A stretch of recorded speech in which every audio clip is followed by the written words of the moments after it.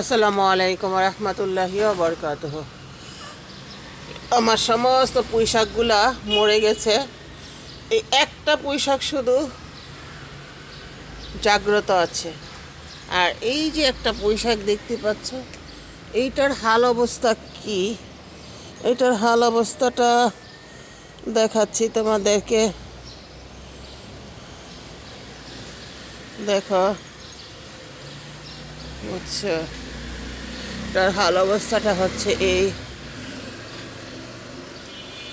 হ্যাঁ, এই দেখো, একটু গোড়াটা ভেঙে দিলাম যাতে ইয়া হয়।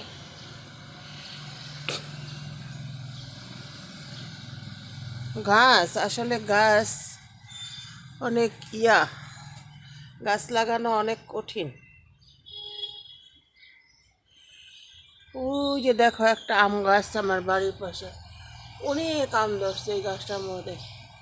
প্রতি বছর আম ধরে 4টা 5টা, এবার আম ধরছে অনেক অনেক আম ধরছে। দেখো গাছটার মধ্যে ঝাঁকে ঝাঁকে আম ধরেছে, ঝাঁকে ঝাঁকে ঝাঁকে ঝাঁকে।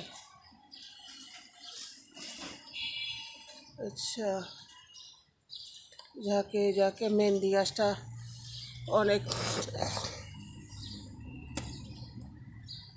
মেহেন্দি গাছটা অনেক তো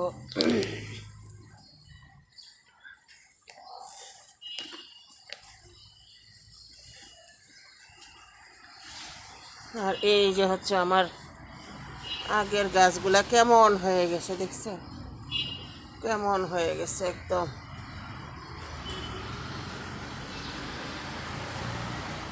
পুরাতন গাছগুলা কেমন হয়ে গেছে।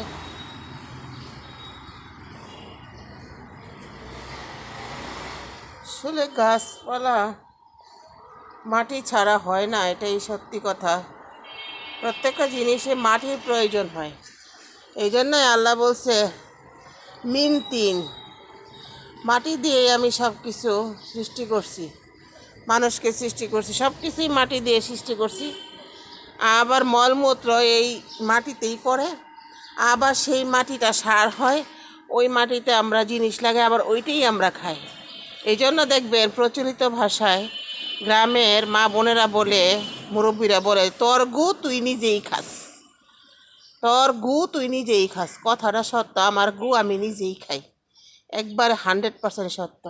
ভিডিওটি ভালো লেগে থাকলে অবশ্যই সাবস্ক্রাইব করবেন আর আমার পাশে থাকবেন। ইনশাআল্লাহ ভালো থাকবেন, সুস্থ থাকবেন।